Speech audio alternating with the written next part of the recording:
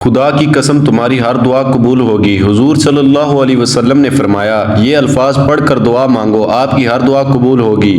بسم اللہ الرحمن الرحیم۔ ناظرین، دعا عاجزی، انکساری اور بے چارگی کے اظہار کو کہتے ہیں۔ عبادت کی اصل روح اللہ تعالیٰ کے سامنے اس کی قدرت، اطاعت اور اپنی کم مائیگی اور ذلت کا اظہار کرنا ہے۔ دعا کو عبادت کا مغز کہا گیا ہے۔ ہر عبادت کی طرح دعا بھی ایک عبادت ہے جس کو ادا کرنے کے لیے کسی وقت اور جگہ کی قائد نہیں ہے۔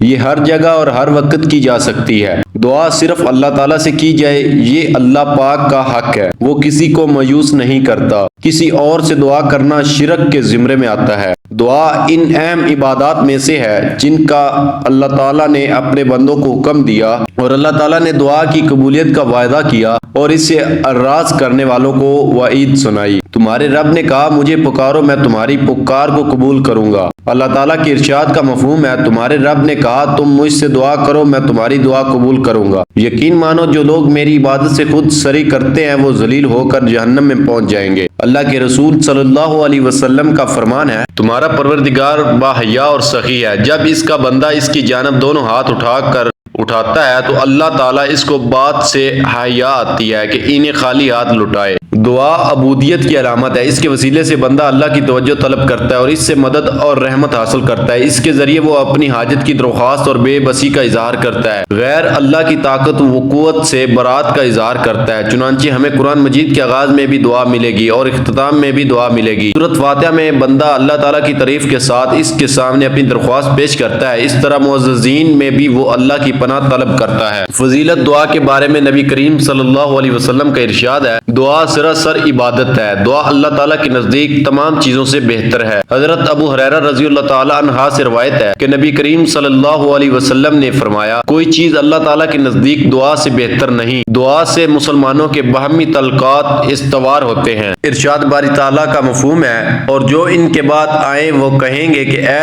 ہمارے پروردگار، ہمیں بخش دے اور ہمارے ان بھائیوں کو بھی جو ہم سے پہلے ایمان لا چکے ہیں۔ نبی کریم صلی اللہ علیہ وسلم نے ارشاد فرمایا، وہ چیزیں جو مرنے کے بعد میت سے منتقل نہیں ہوتی، ان میں ایک دعا بھی ہے۔ دعا ایسی عبادت ہے جس کے لیے نہ کوئی وقت متعین ہے نہ حالت۔ انسان کسی بھی وقت بلند آواز سے یا آہستہ، سفر، حضر، صحت، مرض، غرض، کسی بھی حالت میں دعا کر سکتا ہے۔ سختی، آزمائش اور مصیبت کے ازالے کے لیے دعا کا اہتمام کرنا چاہیے۔ حضرت ابراہیم علیہ السلام نے وطن سے ہجرت کرتے وقت فرمایا تھا، میں اپنے پروردگار سے دعا مانگ کر محروم نہیں رہوں گا۔ حضرت زکریا علیہ السلام نے فرمایا تھا، اے اللہ، میں کبھی بھی تجھ سے دعا کر کے محروم نہیں رہا۔ اللہ تعالیٰ نے اپنے ان بندوں کی تعریف کی جو اس سے دعا کرتے ہیں۔ یہ لوگ نیک کاموں کی طرف جلدی کرتے تھے اور ہم لالچ، طمع، ڈر اور خوف سے پکارتے ہیں، اس حال میں کہ انبیاء پر خشوع و خضوع کی کیفیت طاری ہوتی تھی۔ بندہ دعا سے اس عمل کا ثواب حاصل کر لیتا ہے جس کو اس نے انجام نہیں دیا۔ نبی پاک صلی اللہ علیہ وسلم نے فرمایا،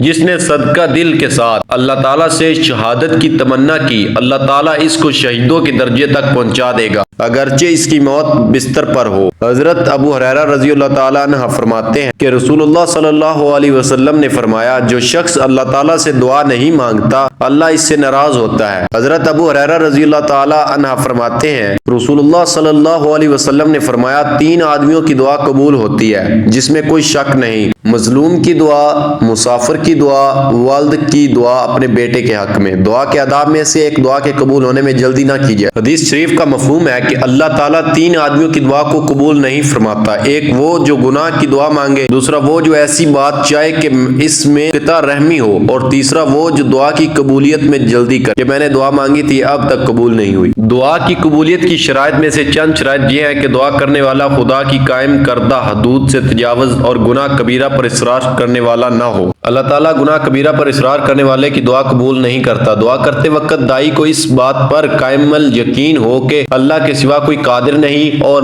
صدقے دل، حضور قلب اور خشوع و خضوع کے ساتھ دعا کی جائے۔ دل غافل اور لاپرواہ ہو اور زبان پر دعا کے کلمات ہوں تو یہ دعا قبول نہیں ہوتی۔ نبی کریم صلی اللہ علیہ وسلم کا فرمان ہے کہ اللہ تعالیٰ غافل اور بے توجہ دل کی دعا قبول نہیں فرماتے۔ دعا کرنے والے کے لیے یہ بھی ضروری ہے کہ حرام کھانے پینے سے بچتا ہو اور دعا کے بارے میں عجلت اور بے صبری نہ کرتا ہو۔ اس کے ساتھ ہمارے پیارے آقا مولا صلی اللہ علیہ وسلم نے ہمیں دعا کرنے کا طریقہ بھی سکھایا کہ دعا کرتے وقت دونوں ہتھیلیوں کو پھیلا کر رکھا جائے اور دونوں ہاتھوں منڈوں کے برابر ہوں۔ پہلے اللہ پاک کی حمد و ثنا بیان کی جائے اور آپ صلی اللہ علیہ وسلم کی ذات مبارکہ پر درود بھیجا جائے، پھر دعا کی جائے۔ دعا کرتے وقت آواز پست اور آہستہ ہو، کیونکہ خود اللہ تعالیٰ نے دعا کے آداب بتائے ہوئے ارشاد فرمایا، تم اپنے اللہ کو گرایا زاری کے ساتھ اور چپکے چپکے پکارو۔ تو ناظرین، ہمارا آج کا وظیفہ بھی دعا کی قبولیت کے حوالے سے ہے۔ جو یہ وظیفہ کر لیتا ہے اللہ تعالیٰ اس کی تمام دعائیں قبول کرتا ہے، اس کی تمام تنگ دستیاں، اس کی تمام پریشانیاں دور کر دیتا ہے، اس کے لیے آسانیاں پیدا کرتا ہے، اس کی اولاد قسمت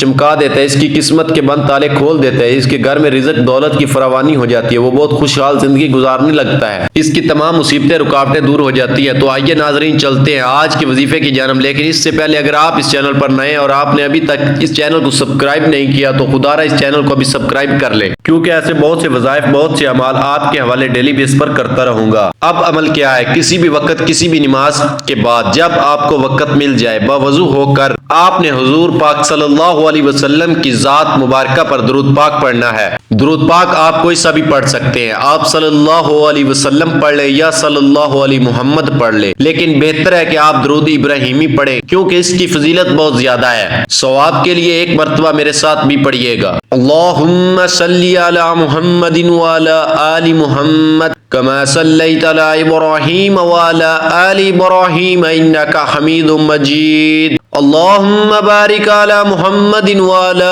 آل محمد كما باركت على إبراهيم وعلى آل إبراهيم إنك حميد مجيد۔ درود پاک پڑھنے کے بعد آپ نے اپنی آنکھوں کو بند کرنا ہے اور اپنے مقصد کی نیت کرنی ہے۔ ہر انسان کا مقصد الگ ہے، ہر انسان کی حاجت الگ ہے، ہر انسان کی خواہش الگ ہے۔ آج جس کو جو چاہے، جتنا چاہے، جیسے چاہے، اپنے تمام مقاصد کی نیت کیجئے گا۔ آپ کرائے کے مکان میں رہتے ہیں، آپ اپنا ذاتی گھر چاہتے ہیں، گھر مانگ لیں، گاڑی چاہتے ہیں، گاڑی مانگ لیں، من پسند نوکری کے لیے، شادی کے لیے، قرض سے نجات کے لیے پڑھ لو، میاں بیوی میں محبت کی کمی ہے، تڑپنے والی محبت چاہتے، اس کی نیت کر لیں۔ آپ کی اولاد نافرمان ہے، آپ کا کہا نہیں مانتی، اس کی نیت کر لیں کہ میری اولاد میرے تابع ہو جائے۔ الغرض جو بھی آپ کا مقصد ہے، اپنے مقصد کی نیت کرتے ساتھ ہی فوری طور پر آپ نے ایک بار اعوذ باللہ من الشیطان الرجیم بسم اللہ الرحمن الرحیم پڑھ کر وظیفے کا آغاز کرنا ہے، اور سب سے پہلے نمبر پر آپ نے سورہ کوثر پڑھنی ہے۔ بسم اللہ الرحمن الرحیم انا اعطیناک الکوثر فصل لربک وانحر ان شانئک هو الابتر۔ سورہ کوثر کو آپ نے 10 بار پڑھنی ہے۔ پھر دوسرے نمبر پر آپ نے جو وظیفہ پڑھنا ہے وہ وظیفہ یا اللہ یا رحمان یا رحیم کا وظیفہ ہے۔ یہ وظیفہ آپ نے کیسے پڑھنا ہے اور کتنی بار پڑھنا ہے توجہ کیجئے گا۔ یا اللہ یا رحمان یا رحیم ایک بار ہو گیا، یا اللہ یا رحمان یا رحیم 2 بار ہو گیا، یا اللہ یا رحمان یا رحیم 3 بار ہو گیا۔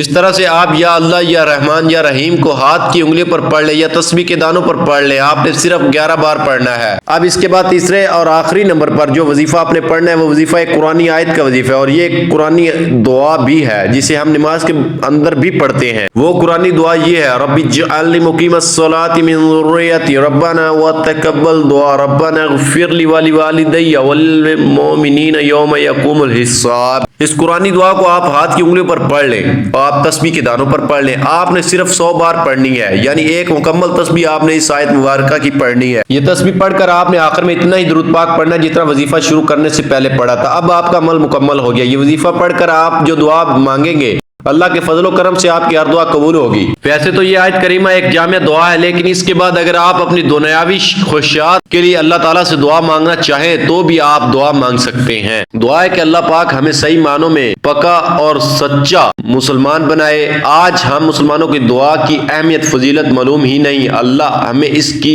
اہمیت کو جاننے کی توفیق دے اور ہم اپنے رب سے بار بار اور خوب مانگنے والے بن جائے۔ اللہ کے خزانوں میں کوئی کمی نہیں، وہ ہمیں اپنے خزانوں سے لینے والا بنا دے۔ آمین۔ اللہ تعالی ہماری تمام پریشانیاں اور مصیبتیں دور فرمائے، آمین یا رب العالمین۔ دعا ہے کہ اللہ تعالیٰ میرا سنانا اور آپ کا سننا اپنی پاک بارگاہ الہی میں قبول و منظور فرمائے۔ ناظرین گزارش ہے کہ اللہ تعالیٰ کے 99 ناموں میں سے کوئی ایک نام لکھ کر کمنٹ میں ضرور شیئر کیجئے۔ اللہ تعالیٰ ہم سب کا حامی و ناصر ہو، آمین۔ جزاک اللہ۔